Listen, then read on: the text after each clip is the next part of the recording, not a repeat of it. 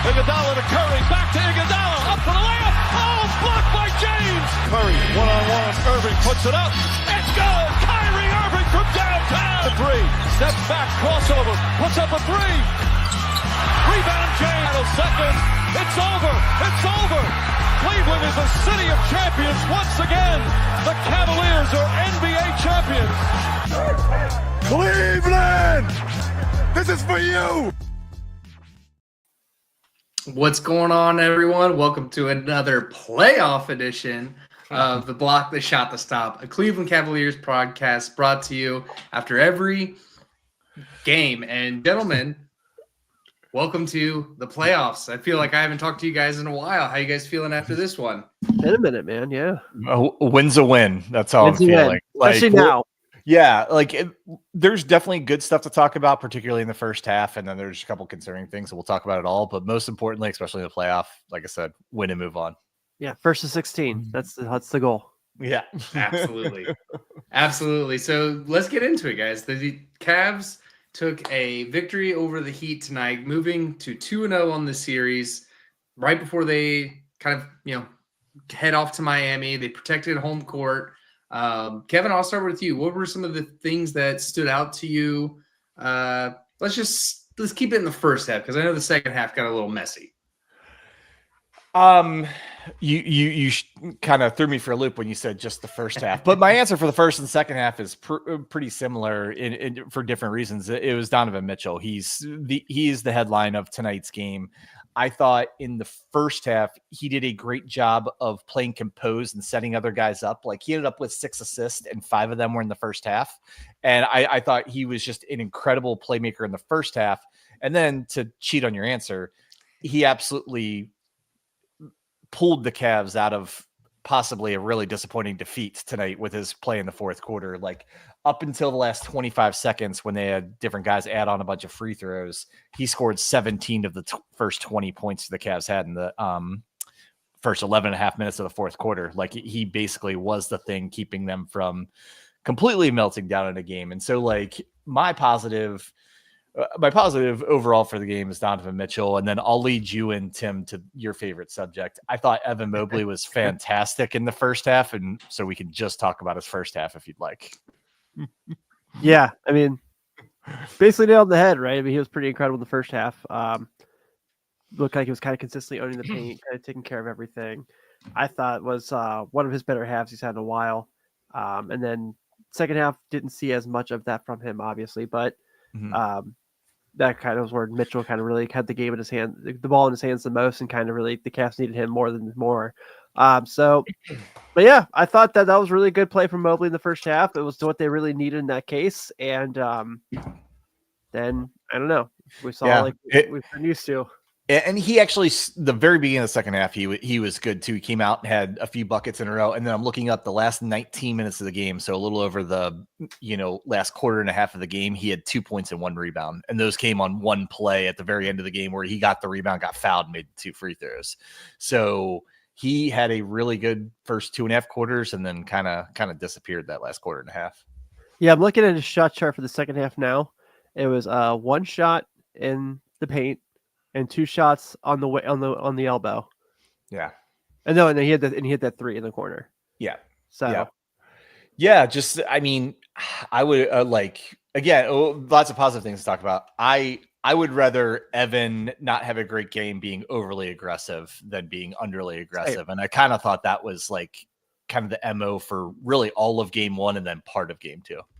Yeah, I think the biggest thing that really jumped out to me in the first half, though, was that what you and I talked about after Sunday, Cav, was that we need to see them kind of get back to being the Cavs in a sense of just like moving the ball and making, finding the open man. In the first half, they did a really good job of that, particularly obviously the second quarter. And they looked like the Cleveland Cavaliers that we're familiar with. And I don't know, the fourth quarter, I mean, Miami definitely made some nice adjustments coming out of the half. You have to give them some credit, but also it did definitely feel like it was like, if it wasn't Donovan, it was no one. Yeah. And just to drive your point home about that, the Cavs only had 8 assists in the second half. They average about 14, 15 per half. So kind of shows you that they the ball movement kind of stagnated there. It was really good in the first half. They had 15 assists, which I think is like at or above their average. So it really good in the first half and then kind of stagnated a little bit in the second half. And that's probably why Mitchell felt so propelled to kind of push the issue there in the fourth quarter. So Andrew Wiggins took a total of 2 shots in the second half. Sounds right. Yeah. Did he play? I mean, there was a number 22 in a Miami Heat jersey on the floor. I had to make sure it was not Jimmy Butler. Yeah. No, Jimmy Butler's replacement. You're correct. He was out there getting cardio for sure. Absolutely. He played. They actually benched. No, why I didn't even realize that they actually totally benched him in the fourth quarter. He did not play in the fourth quarter. 9 minutes in the third quarter, but I think Spoelstra must have saw the same thing you were seeing, Tim, and left him out. Left him out to close the game. Mitchell's second half, like I'm looking at the shot chart for that. That was pretty fun. Yeah, I love that NBA.com shows you that. It's like one of the most underrated features they have. For sure. Totally agree. So from what I would say, like positives as far as the first half of the game was definitely the lights out shooting. I mean, it felt like they couldn't miss a shot, particularly in that second quarter when they set a franchise record of threes in a quarter. I mean, they had 68 points at the half. Mm-hmm. The movement was flowing. Like you said, all of the assists and ball movement and Cavaliers basketball seemed to really happen there in the first half. And yeah, credit Miami. They definitely made adjustments and made it harder. I do think the Cavs kind of got to themselves a little bit on it. And then we talked how the officiating kind of was terrible, but it wasn't like swayed one way or another terrible. It was just consistently terrible, which definitely takes the air out of the ball and the rhythm out of the game.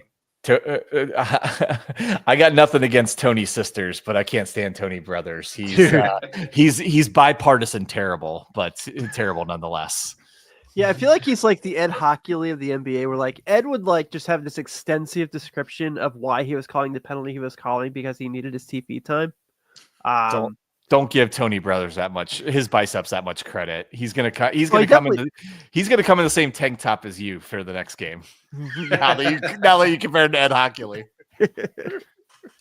I mean, it's baffling to me that guy still gets picked for playoff games. I mean, he's got to have the worst refereeing report card in the league, or at least one of the worst. Believe me, he doesn't.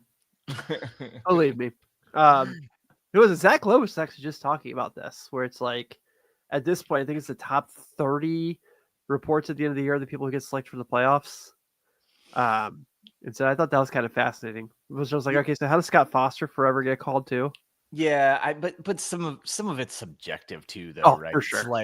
So I feel like that can be bent if you want to if you wanted to get Tony Brothers into the playoffs, you obviously can. And I couldn't tell you the last game he officiated that I didn't know he was officiating, and I usually have no idea who the refs are. Yeah, so you looked it up at the end of the game. Yeah. I mean, referees are like offensive linemen. If you know their name, it's because they're either awesome or terrible. Right. And Tony Brothers is on the southern end of that spectrum. Can we get Richard Jefferson to officiate playoff games like that one time he did Summer League? Yeah. I couldn't be any worse. No, a lot more fun. Lots more fun. Yeah, but I mean, we went on a tangent, but you're right about the 3-point shooting in the second quarter. I don't have it in front of me, but that has to be one of their best 3-point shooting quarters in a very long time. They were 11 of 16. They had 6 different guys hit at least 1 3 in the second quarter. By comparison, they only made 11 the rest of the game, and 11 the rest of the game isn't that bad. Like most teams make about 15 to 16, 17 threes a game. So to make 11 in a single quarter is pretty incredible. And you got to see the. Should we just talk about the in-arena Cavalanche? I do want to, but I want to make sure I read this stat real quick that the NBA shared after. So when Mitchell hit the 3 to give him 11 the second quarter, it's the most by any team in any postseason quarter in the play-by-play era. Yeah. Damn. That's pretty impressive. Yeah.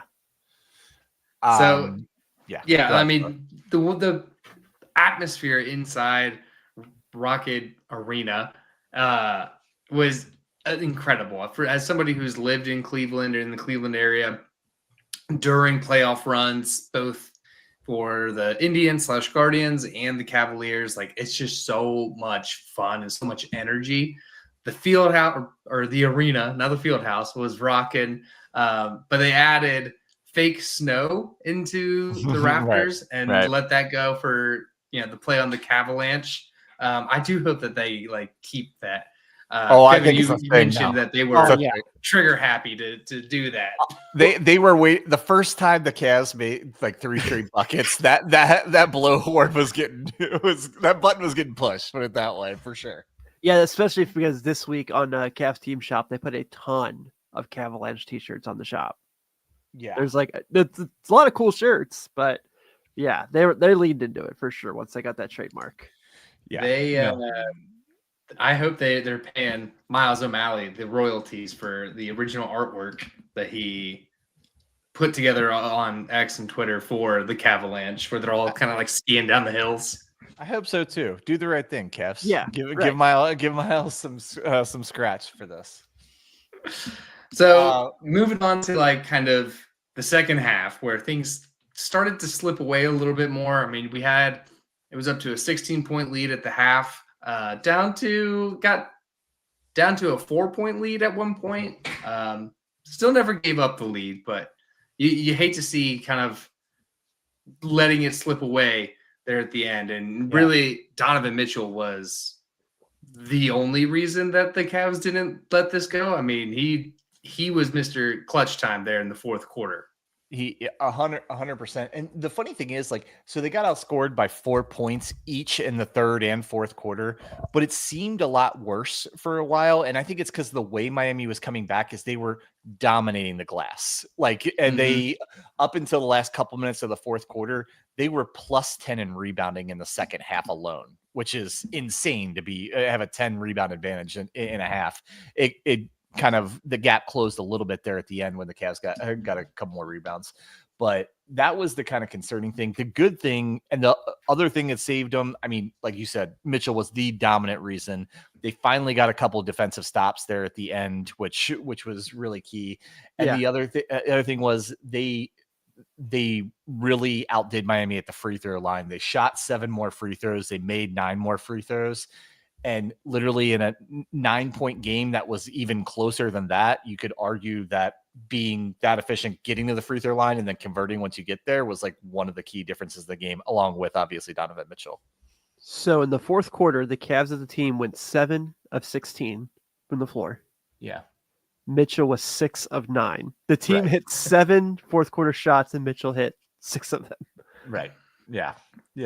It was ugly. This is not a team that has shied away from the moment or anything, but it definitely seemed like guys tensed up there in the fourth quarter. I mean, of all the people in the world to get tense and kind of miss shots that they usually make, watching Ty Jerome do it kind of broke my heart a little bit. Everybody knows. Yeah. You could tell when he came in the second quarter, everything went well. And then the second half was the worst half I've seen him play in a while. And we all love Ty Jerome. He's phenomenal, but I don't know if he tensed up or just got out of rhythm for whatever reason. And he certainly wasn't the only one. As you said, Tim, nobody was really hitting shots in the fourth quarter, and the third quarter was only really a little bit better than that. So for whatever reason, the offensive production really fell off there in the second half. But that's why you have a superstar like Donovan Mitchell to kind of pull you out when stuff like that happens. And despite being a little bit disappointed by letting this Heat team that's outclassed by the Cavs back into the game, you have Donovan Mitchell there to make sure it doesn't end up in a loss. Yeah. So to further off the point, Mobley and Allen each went shotless in the fourth quarter. Yeah. And no, not great. No. Yeah. Like we said, I want Evan to come out next game, one of these couple games. I just want him to get to 20 shots. If he only makes 5 of them and they lose, I'd actually be okay with that, because if the Cavs are going to do some of the things that they're set out to do this year, that they have the capability of doing, Evan Mobley has to be one of, if not the best player on the floor. Absolutely. And so, like, I would rather him again I would rather him have a bad game being overly aggressive than it seems like most of his bad games are when he's like more passive. He doesn't get enough shots. He doesn't attack the boards as much as he does a lot of times. So just to get him out of that, I would challenge him next game, take 17, 18 shots, even if you miss 15 of them, just because we need him to get in a more aggressive mindset for the duration of the playoffs. Exactly. And I don't want it to be like, oh, well, you had Bam on the other side. There's always going to be somebody on the other side. Of course. Of course. You look at the next round, Giannis or but it's not Giannis. I know you're trying to be. Well, I know you're trying to be optimistic, but it's not Giannis. I'm just being devil's advocate. No, anything can happen, man. It's a crapshoot. Yeah, no, but I mean, more realistically, it's Indiana, and you have Miles Turner, who has given the Cavs a lot of problems over the years, and like a guy like Pascal Siakam, who is an incredible player. And so you're right. When you make it to the playoffs, and especially if you're getting to playoffs, you're going to play against incredible players. Like you have to kind of raise your game to that. And look, I mean, Evan's 23 years old. Like I'm not saying any of this is like a judgment on him or anything like that. It's because we all know it's in him. We've seen it plenty of times, and we've also seen the times that he underperforms. It's because he just kind of like gets lost in the game a little bit and doesn't try and assert himself. So like, I think everyone, including Kenny Atkinson, the Cavs teammates, like everybody wants Evan to be aggressive all the time. Look for opportunities to be aggressive all the time. Yeah. Mitchell's talked about that quite a bit, that if he taps into what he is and what everyone sees him as far as like his practice and things like that, then they're going to be really difficult to beat 4 times. And I think we all agree with that. This, like you said, I know the staff agrees with that. So we'll see. But it's got to happen. And I think it will. I think there's going to be a game where he's just kind of going to go AWOL and just kind of take over. It's just, he did in the Boston series last year when there was like the back was against the wall. So I think he's definitely got that in him. And speaking of the Boston series, I'm very happy that we are not playing Orlando, because my Lord, everyone is getting banged and bruised up in that series. Kristaps Porzingis looked like someone straight out of Call of Duty in that picture. Like straight up, like I didn't flip over to it at all, but I heard about it, so I'll have to I only saw it. My buddy sent me a picture of it. I was like, oh my god! And then tonight in Houston and Golden State, Jimmy Butler gets a pelvic contusion and is not going back in the game. Oh no! I did not see that. I have some Jimmy Butler bets tonight. That's not. Don't look at the score. Don't tell me that middle of the show. Come on, Tim. You know I probably bet on that game. Dude, I've got a lot of bad betting breaks so far these playoffs, but that's a whole other podcast. So I wanted to talk about something, and I'll pose it as a question to you. I have some thoughts, but I want to hear from you guys first about the rotation now, as far as minutes distribution. We talked about a lot coming into the playoffs, and we've seen they're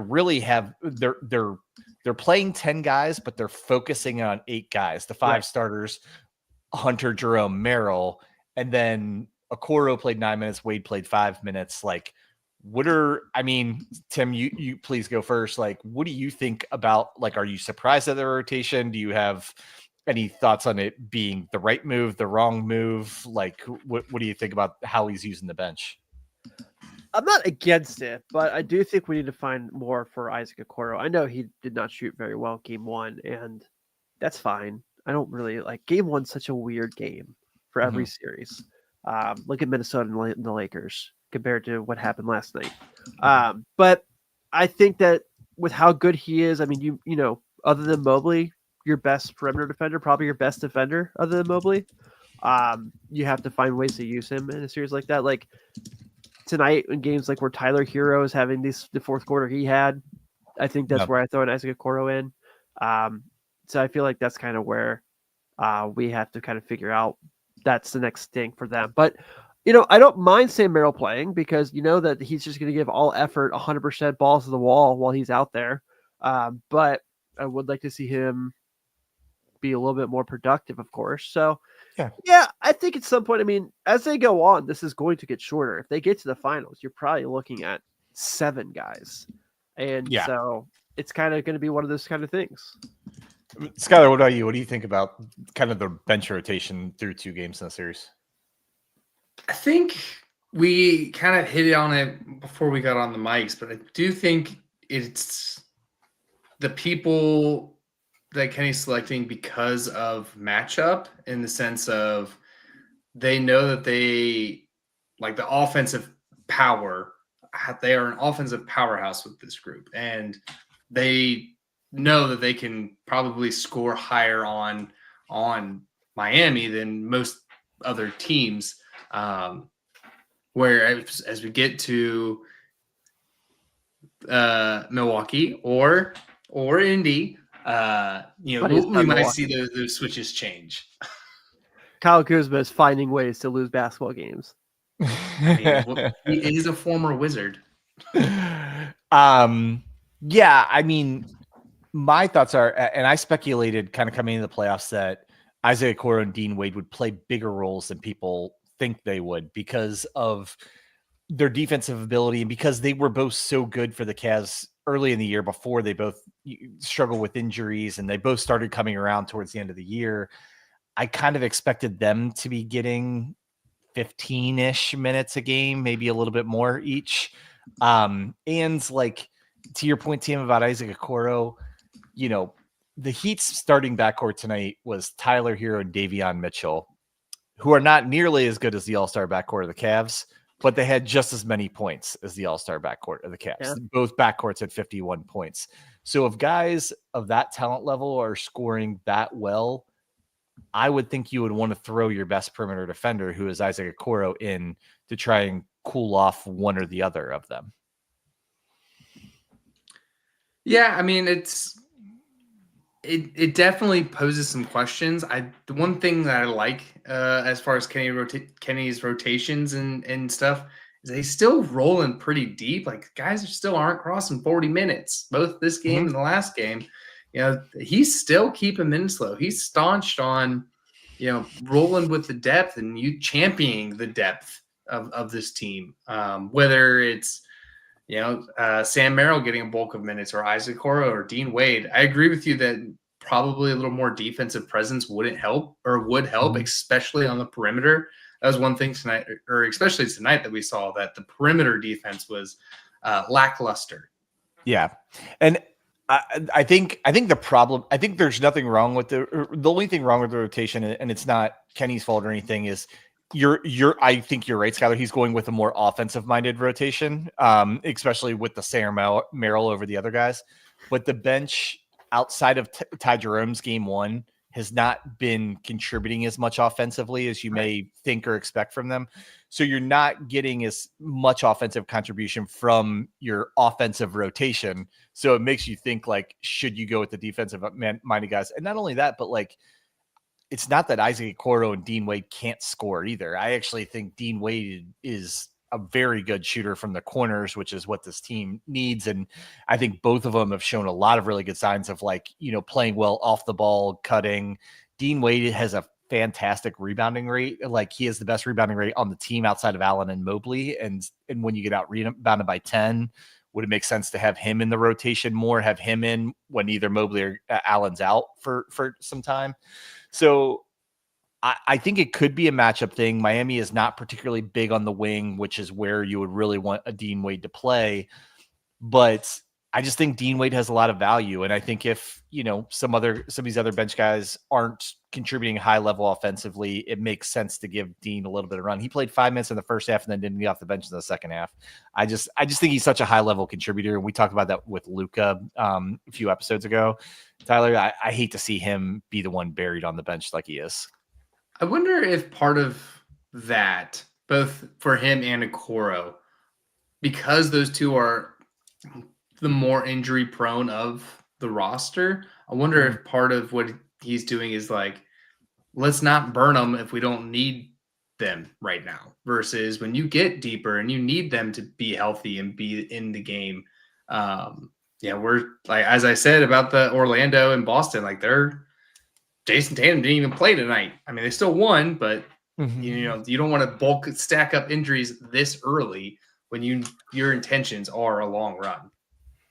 I see what you're saying, but Yeah. I feel like it's also the playoffs, and Right, you know, no, what's the line for the movie line? You can't hold anything back now, kind of thing. Right. So it's a playoffs, and it was a 2-point game in the fourth quarter tonight. So, yeah, I mean, again, all this is to say, the Cavs won. There was a lot of positives coming out of the game. There's definitely some negatives. But most important thing, you want to move on, but we're thinking big with this team, right? And if they're gonna, do big this postseason, they're gonna have to play a little bit better than they did tonight. Yeah, for sure. No doubt. So let's look ahead. How do you guys think that this situation changes? What adjustments do you think they make as they head to South Beach, going into enemy territory? They also have a good playoff crowd who have, witnessed the playoffs a lot more than us. They leave in a lifetime, I would say. First off, they show up in the second quarter and they leave at the end of the third. So I never know what the Heat's gonna do. never a clue. They made 2 big adjustments tonight. Actually, 3. One, they moved Davion Mitchell to the starting lineup, which I think was the right move. The guy has played fantastic since he's been on the Heat and was really good in both playing games, was good in game 1 of this series. So I thought that was the right move. They brought Nikola Jovic off the bench, who I don't believe played in game 1 or only played a couple of minutes. I was not familiar with his game in game 1, so I don't think he was out there very much. He was out there 1 minute and 23 seconds. So I think going from playing him 1 minute to almost 25, and I thought he had at times solid game tonight. He was terrible shooting the 3, but contributing in some other ways, and also the kind of in-game move of benching Wiggins in the fourth quarter.